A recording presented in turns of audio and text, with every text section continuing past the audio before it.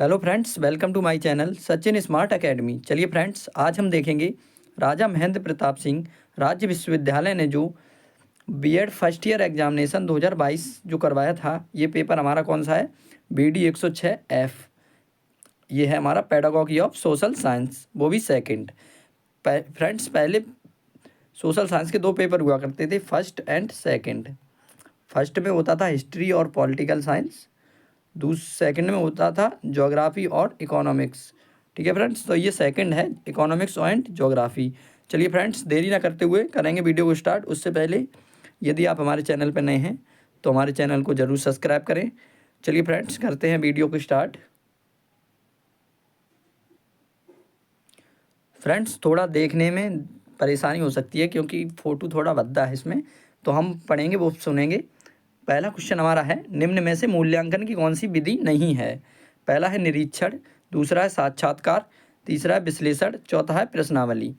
तो इसका हमारा कौन सा सही हो जाएगा? विश्लेषण सही हो जाएगा, क्योंकि विश्लेषण मूल्यांकन की विधि नहीं है। अगला हम देख, दूसरा हमारा है, मूल्यांकन हेतु प्रमुख विधि कौन सी है? पहला है निरीक्षण, अभिलेख, क्रम निर्धारण, उपरोक्त सभी। तो इसका हमारा उपरोक्त सभी सही हो जाएगा। तीसरा हम देखेंगे फ्रेंड्स, हमारा तीसरा क्वेश्चन है, यह कथन किसका है? हम करके अच्छा सीखते हैं। तो हार्नी, सिम्पसन, ड्यूबी या किलपैट्रिक। तो ये किसका है? सिम्पसन महोदय का है कि हम करके अच्छा सीखते हैं। चौथा हम देखेंगे, चौथा हमारा है, पाठ योजना की विशेषताएं हैं। पहला है, पाठ योजना में सामान्य एवं विशिष्ट उद्देश्य स्पष्ट होने चाहिए। दूसरा है, पाठ योजना में प्रकरण स्पष्ट होने चाहिए। तीसरा है, पाठ योजना लिखित रूप से होनी चाहिए। चौथा है, उपरोक्त सभी। तो हमारा ये इस उपरोक्त सभी गुण होने चाहिए। अगला हम देखेंगे फ्रेंड्स, हमारा पांचवा क्वेश्चन है, संख्यात्मक आंकड़ों को अच्छी प्रकार से प्रस्तुत कर सकते हैं। तो किससे कर सकते हैं? चार्ट द्वारा, रेखा चित्र द्वारा, मानचित्र द्वारा या ग्राफ द्वारा। तो हम संख्यात्मक आंकड़ों किससे द्वारा सबसे अच्छे तरह से प्रस्तुत कर सकते हैं? तो हम ग्राफ द्वारा अच्छे से कर सकते हैं। अगला हम देख लेंगे, हमारा अगला क्वेश्चन है, पाठचर्या को मानव जाति के संपूर्ण ज्ञान तथा अनुभवों का सार समझना चाहिए। यह कथन किसका है? तो हार्नी का है, किलपैट्रिक, मुनरो या फ्रोवेल। तो ये किसने कहा था? ये फ्रोवेल महोदय ने कहा था कि पाठचर्या को मानव जाति के संपूर्ण ज्ञान तथा अनुभवों का सार समझना चाहिए। ठीक है, अगला हम देखेंगे, आगमन विधि शिक्षण सूत्र पर आधारित है। तो सामान्य से विशिष्ट की ओर, कल हमने बताया था सामान्य से विशिष्ट की ओर कौन सा होता है? निगमन विधि होता है। और वहीं विशिष्ट से सामान्य की ओर किसकी कौन सी होती है? आगमन विधि होती है। ठीक है, अगला हम देखेंगे, अगला हमारा है, भारत में कौन सी अर्थव्यवस्था है? तो समाजवादी अर्थव्यवस्था, मिश्रित अर्थव्यवस्था, पूंजीवादी अर्थव्यवस्था या साम्यवादी अर्थव्यवस्था। तो भारत में कौन सी अर्थव्यवस्था है? तो मिश्रित अर्थव्यवस्था है। ठीक है, इसका बी सही हो जाएगा। अगला हम देख लेंगे, हमारा नौवां क्वेश्चन है, सामाजिक अध्ययन के मुख्य घटक हैं। पहला है अर्थशास्त्र, भूगोल, नागरिक शास्त्र या उपरोक्त सभी। तो हमारे सामाजिक अध्ययन में कौन से घटक होते हैं? 4 घटक होते हैं। ठीक है, जिसमें पहला है इतिहास, फिर भूगोल, फिर नागरिक शास्त्र, फिर अर्थशास्त्र। तो इसके उपरोक्त सभी सही हो जाएंगे। अगला हम देख लेंगे, अगला हमारा, यह कथन किसका है? पाठ्यक्रम कलाकार कलाकार किसे कहा गया है? शिक्षक को के हाथ में एक यंत्र है जिससे वह अपनी सामग्री मतलब शिष्य को अपने आदर्श यानी उद्देश्य के अनुसार अपने कलागृह मतलब विद्यालय में मोड़ता है। तो ये किसने कहा था? Crow and crow, Cunningham, John Dewey या वाल्टर। तो ये किसने कहा था? कनिंगम महोदय ने कहा था। ठीक है, इसमें ये भी ध्यान रखेंगे, कलाकार किसके लिए प्रयुक्त किया गया? शिक्षक के लिए। सामग्री किसके लिए? शिष्य के लिए। और कलागृह विद्यालय के लिए। ये भी पूछ सकता है। अगला हम देखेंगे, सामाजिक अध्ययन किस देश में सर्वप्रथम प्रचलन में आया? तो ब्रिटेन, अमेरिका, फ्रांस या चीन। तो कहाँ पर प्रचलन में आया था? तो अमेरिका में आया था। अगला हम देखेंगे, अगला हमारा, भूगोल में अध्ययन किया जाता है पृथ्वी का, प्राकृतिक दशाओं का, ए और बी दोनों का, या इनमें से कोई नहीं। तो भूगोल में हम किसका अध्ययन करते हैं? इन दोनों का अध्ययन करते हैं।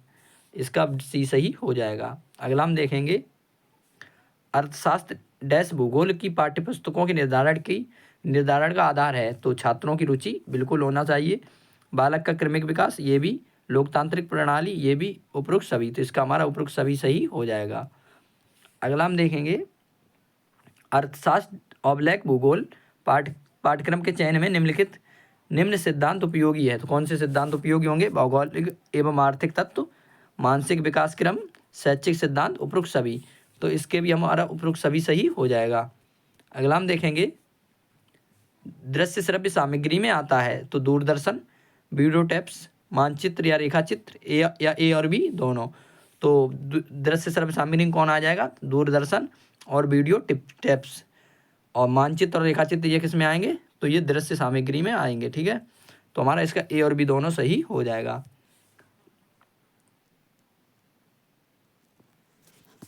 हमारा 16वां क्वेश्चन है हार्वर्ड की शिक्षण पद्धति में पद होते हैं। पहला है 4, 6, 5 या इनमें से कोई नहीं। तो हार्वर्ड की कौन सी पद्धति है? तो पंचपदीय प्रणाली है। पंचपदीय प्रणाली दी थी हार्वर्ड ने। तो पहले में क्या दिया था उन्होंने? प्रस्तावना, फिर दूसरे में प्रस्तुतिकरण, तीसरे में तुलना, चौथे में सामान्यीकरण, पांचवा अनुप्रयोग।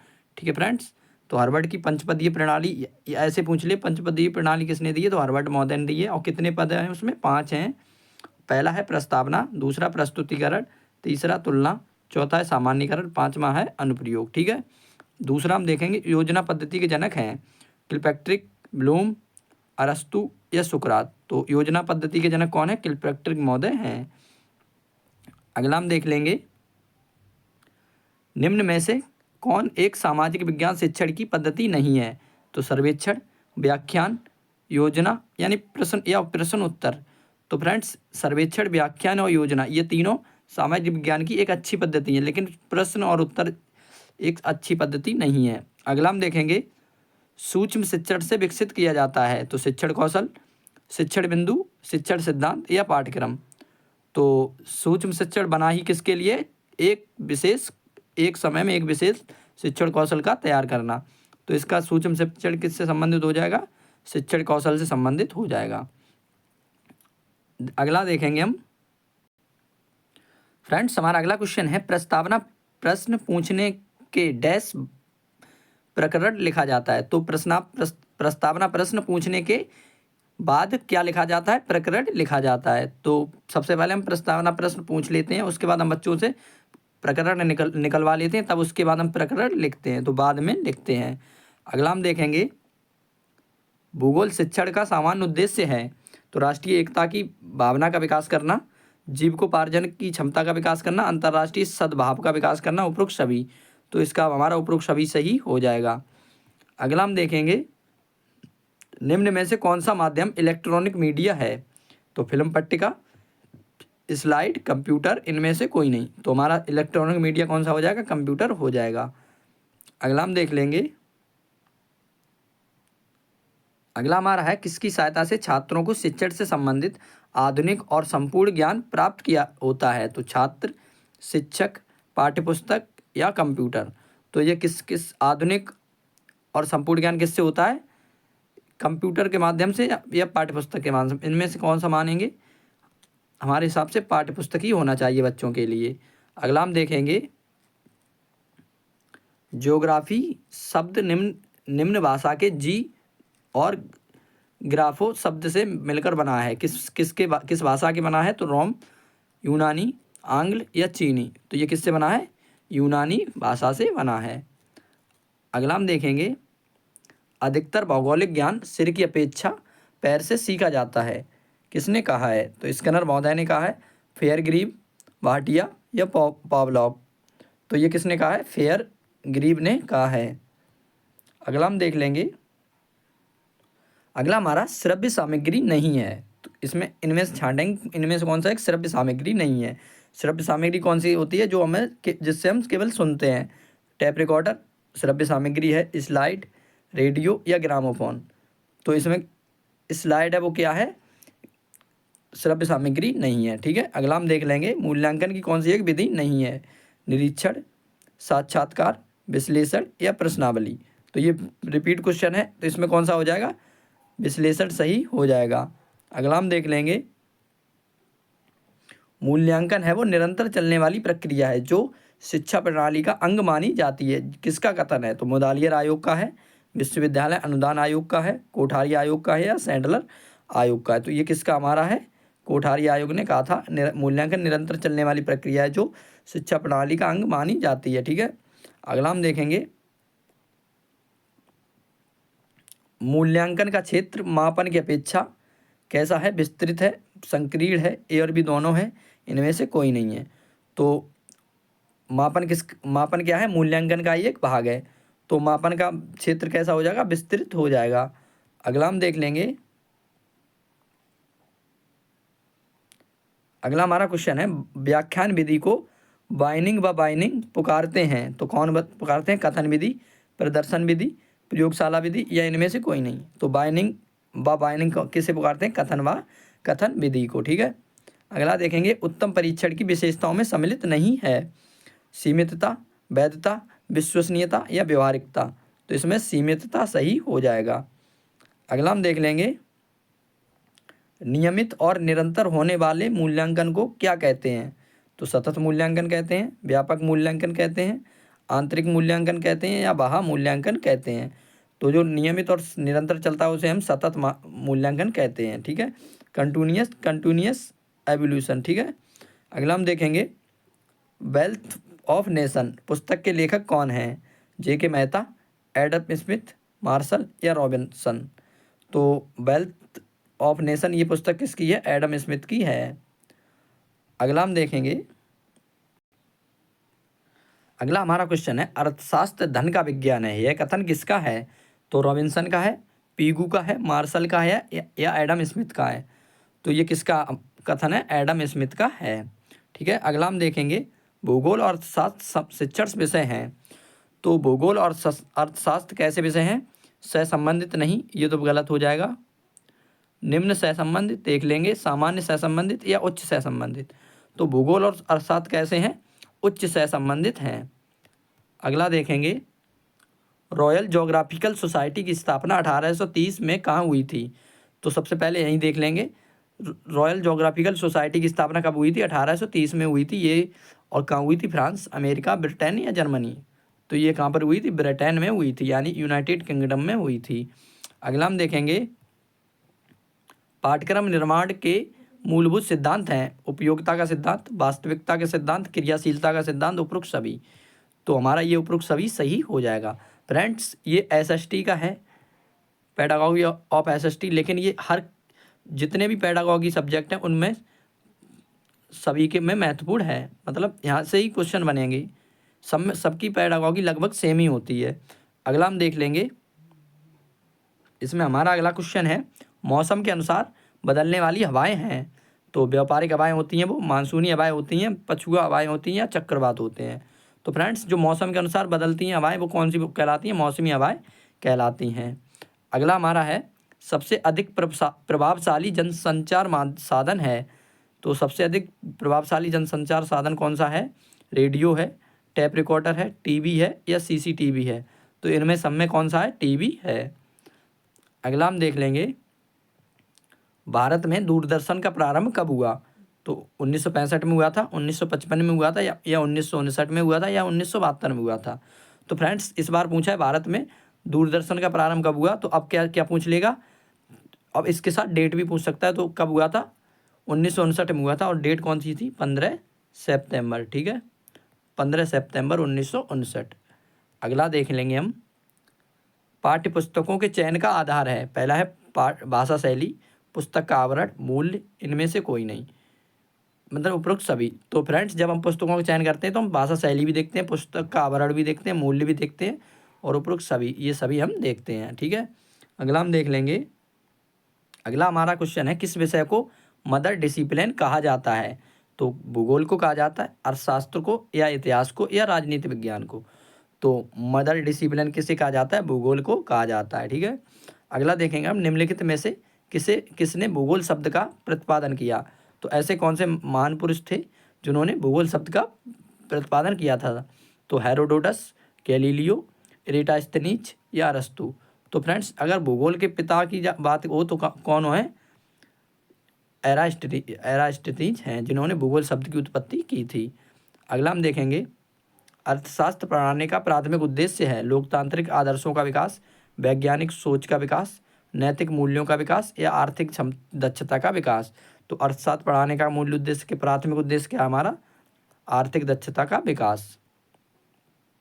अगला हम वहीं देख लेंगे, मानव विकास का प्रमुख क्षेत्र कौन सा नहीं है? तो संसाधनों की अधिगम्यता, अच्छा स्वास्थ्य, शिक्षा या औद्योगिक विकास। तो इसमें हमारा कौन सा सही हो जाएगा? औद्योगिक विकास सही हो जाएगा। ठीक है, औद्योगिक विकास सही हो जाएगा। अगला हम देख लेंगे, हमारा अगला क्वेश्चन है, निम्नलिखित में से कौन सा सामाजिक विज्ञान में एकमात्र अनुशासन है जिसमें नोबेल पुरस्कार प्रदान किया जाता है? तो वो कौन है? भूगर्भ शास्त्र है, भूगोल है, सामाजिक कार्य है या अर्थशास्त्र है। तो ऐसा कौन सा विषय है जो अर्थशास्त्र जिसे नोबेल पुरस्कार भी दिया जाता है? ठीक है। अगला हम देखेंगे, योजना आयोग को निम्नलिखित में से किससे परिवर्तित किया गया है? तो नीति आयोग से, आर्थिक आयोग से, भारतीय रिजर्व बैंक से या शिक्षा मंत्रालय से। तो किससे किया गया है? नीति आयोग से किया गया, जिसकी स्थापना कब हुई थी? 1 जनवरी 2015। ठीक है। और वहीं योजना आयोग की बात कर लें तो ये इसकी स्थापना कब हुई थी? 15 मार्च 1950। ठीक है। इन दोनों को याद कर लेंगे और इनके अध्यक्ष कौन होते हैं? दोनों के पीएम होते हैं। ठीक है। अगला देखेंगे, कार्टोग्राफी संबंधित है, तो भूगोल पढ़ाने का एक विषय है। अर्थशास्त्र में आरेख बनाने की कला है, ये भी गलत है। भौगोलिक रेखा चित्रों का अध्ययन, ठीक है, जिसमें ग्लोब मानचित्र बनाना सिखाया जाता है, वही हम कार्टोग्राफी कहते हैं।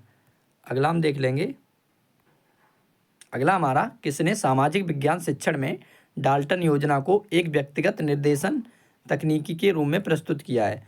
तो इसमें डायरेक्ट पूछ रहा है कि डाल्टन योजना किसने दी है।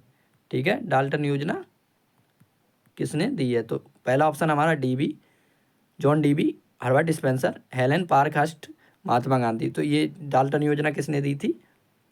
हेलेन पार्कहर्स्ट ने दी थी। अगला हम देखेंगे,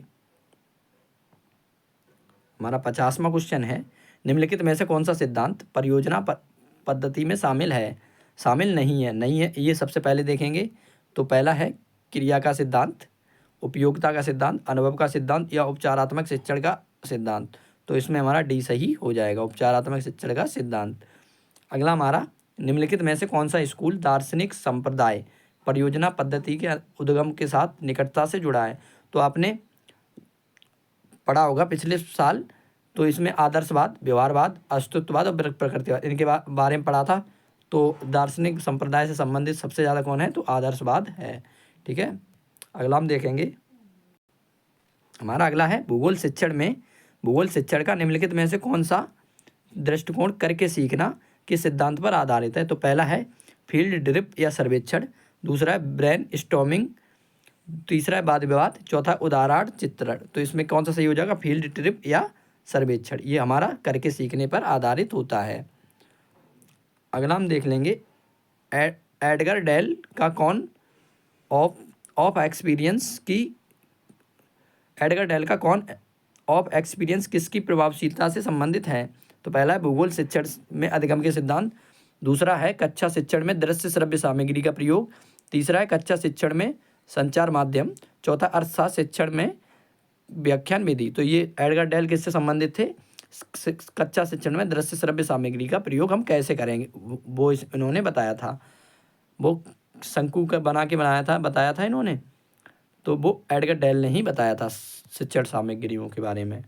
निम्नलिखित में गतिविधि या क्रियाकलाप आधारित प्रश्न सामाजिक विज्ञान शिक्षण को बनाते हैं। तो क्या बनाते हैं? लंबा बनाते हैं, आनंदपूर्ण, अधिगम या विवादपूर्ण। तो क्या बनाते हैं? आनंदपूर्ण बनाते हैं। ठीक है। अगला हम देख लेंगे, भारत की अधिकतर जनसंख्या वाला प्रदेश है, तो उत्तर प्रदेश है, बिहार है, पश्चिम बंगाल है या मध्य प्रदेश है।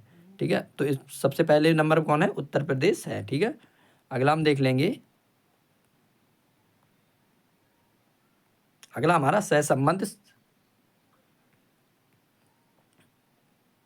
अगला हमारा सहसंबंध सिद्धांत के जन्मदाता थे। तो कौन थे? दाविस, हर्बर्ट बॉसिंग या किलपैट्रिक? तो कौन थे? हर्बर्ट महोदय थे। ठीक है। अगला हमारा ब्लूम की टैक्सोनॉमी वर्गीकरण के अनुसार ज्ञानात्मक पक्ष के पद हैं तो कितने हैं? 3, 6, 4 या 5? तो फ्रेंड्स अगर वैसे पूछे तो ब्लूम ने कितने पद दिए हैं? तो 3 दिए हैं। ठीक है। ज्ञानात्मक, भावात्मक और क्रियात्मक। ज्ञानात्मक में कितने दिए हैं? तो 6 दिए हैं। ठीक है। वही इन्होंने पूछा है, तो इसमें इसका 6 सही हो जाएगा। ठीक है। अगला हम देख लेंगे, ये हम 6 भी देख लें। इसमें पहला कौन सा होता है? इसमें पहला कौन सा होता है? दूसरा। तो इन्होंने 6 दिए थे ज्ञानात्मक पक्ष में। तो पहला है ज्ञान, दूसरा बोध, तीसरा अनुप्रयोग, चौथा विश्लेषण, पांचवा संश्लेषण, छठा कौन सा था? मूल्यांकन। ठीक है। इन्होंने 6 दिए थे। एक बार फिर से देख लेंगे, ज्ञान, बोध, अनुप्रयोग, विश्लेषण, संश्लेषण और मूल्यांकन, ये इन्होंने 6 दिए थे। ठीक है। ज्ञानात्मक पक्ष में। अगला हम देखेंगे, ये रिपीट क्वेश्चन है। प्रस्तावना प्रश्न पूछने के प्रकरण लिखा जाता है। तो प्रस्तावना प्रश्न पूछने के बाद प्रकरण लिखा जाता है। अगला हम देखेंगे, शिक्षण प्रक्रिया के आधार पर प्रश्नों के प्रकार लिखिए। तो शिक्षण प्रक्रिया के आधार पर प्रश्नों के कितने प्रकार होते हैं? 2, 4, 10, 6 या 10? तो इनके 2 प्रकार होते हैं। ठीक है। अगला हम देखेंगे, शिक्षण में पाठ्य योजना का विचार सर्वप्रथम किसने दिया? तो प्लेटो ने दिया था, वेदव्यास ने दिया था, स्पेंसर ने दिया था या हर्बार्ट ने दिया था? तो शिक्षण में पाठ्य योजना का विचार किसने दिया था? हर्बार्ट ने दिया था। अगला हम देखेंगे, ह्यूरिस्टिक विधि के प्रवर्तक हैं तो आर्मस्ट्रांग, ब्लूम, मॉरिस या ब्रूनर? तो इसके ह्यूरिस्टिक विधि के प्रतिपादक कौन है? आर्मस्ट्रांग हैं। ठीक है। अगला हम देख लेंगे, पृथ्वी के कितने प्रतिशत भाग जलमंडल है? 100%, 91%, 81% या 71%? तो पृथ्वी के कितना जलमंडल है एक पृथ्वी पर? 71% है। ठीक है। अगला हम देखेंगे, पर्यावरण शिक्षा के उद्देश्य हैं तो ज्ञान और समझ, जागरूकता, कौशल, उपरोक्त सभी। तो हमारा इसका भी उपरोक्त सभी सही हो जाएगा। देखेंगे अगला क्वेश्चन। फ्रेंड्स ये थोड़ा धुंधला दिख रहा है, लेकिन हम जो पढ़ेंगे वो सुनेंगे। ये पूछा है, वायु में नाइट्रोजन का प्रतिशत क्या है? तो 46, वो 76, 78, 74 या 86? तो नाइट्रोजन का प्रतिशत कितना है? 78% है। ठीक है। वहीं ऑक्सीजन का कितना है? लगभग 21%। ठीक है। अगला हम देख लेंगे, वायुमंडल क्या है? ये पूछ रहा है, वायुमंडल क्या है? तो पहला है बायोम, गैसों का मिश्रण, पानी या मिट्टी? तो वायुमंडल क्या होता है? गैसों का मिश्रण होता है। ठीक है। अगला हम देखेंगे, पाठ्यक्रम शब्द की उत्पत्ति निम्नलिखित में से किस शब्द से हुई है? तो ग्रीक से हुई है, स्पेनिश या फ्रेंच या लैटिन? तो पाठ्यक्रम शब्द की उत्पत्ति किससे हुई? करिकुलम। पाठ्यक्रम का क्या होता है? English meaning curriculum. ठीक है। कैरिकुलम होता है, इसकी उत्पत्ति लैटिन शब्द क्यूरे से हुई है, जिसका मतलब क्या होता है? दौड़ का मैदान। ठीक है। अगला हम देखेंगे, अर्थशास्त्र का घनिष्ठ संबंध है तो अर्थशास्त्र का घनिष्ठ संबंध सबसे ज़्यादा किससे है? हिंदी से है, भूगोल से है, नागरिक शास्त्र से है या इतिहास से है? तो इसका सबसे अच्छा संबंध किससे है? भूगोल से है। ठीक है। अगला हम देख लेंगे, शिक्षा का अधिकार अधिनियम 2009 लागू हुआ तो कब हुआ था? शिक्षा का पहले सबसे पूछ लेंगे, शिक्षा का अधिकार अधिनियम कब आया? तो ये 2009 में आया था। लेकिन ये लागू कब हुआ? 10 फरवरी 2010 से, 22 मार्च 2010 से, 10 अप्रैल 2010 से या 1 अप्रैल 2010 से? तो ये अधिनियम आया कब था? 2009 में, लेकिन लागू कब हुआ? 1 अप्रैल 2010 में हुआ था। ठीक है। अगला हम देखेंगे, प्रवेश परीक्षा का उद्देश्य मुख्यतः निम्न में से किसका मापन होता है?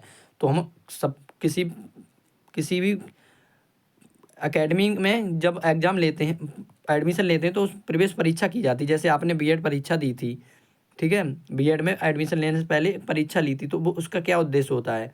तो पहला है बुद्धि, अभिरुचि या अभिक्षमता या अभिवृत्ति? तो उसका क्या उद्देश्य होता है? अभिक्षमता का मापन। ठीक है। अगला देखेंगे हम, मौलिकता किसका घटक है? तो मौलिकता किसका घटक होता है? अधिगम का, सृजनशीलता का, सामान्य बुद्धि का या व्यक्तित्व का? तो मौलिकता किसका घटक है? तो ये सृजनशीलता का है। ठीक है, सृजनात्मकता का। अगला हम देख लेंगे, राष्ट्रीय मानचित्रावली संस्थान भारत के किस नगर में स्थित है? तो ये किस नगर में स्थित है? पहला है देहरादून, कोलकाता, चेन्नई या मुंबई? तो कहाँ पर स्थित है? कोलकाता में स्थित है, ठीक है। अगला हम देख लेंगे, फिर से हमारा ये रिपीटेड क्वेश्चन है, भूगोल और अर्थशास्त्र शिक्षण है, तो ये कैसे हैं? उच्च से संबंधित हैं, ठीक है। अगला देखेंगे, भारतीय अर्थशास्त्री हैं, तो भारतीय अर्थशास्त्री इसमें कौन से हैं? एडम स्मिथ, मार्शल, चाणक्य या रॉबिन्स, तो इसमें चाणक्य सही हो जाएगा, ठीक है। अगला हमारा, चाणक्य ने कौन कौन सा लिखा है पुस्तक? अर्थशास्त्र लिखा है, ठीक है। अर्थशास्त्र किसकी पुस्तक है? चाणक्य की है, ठीक है।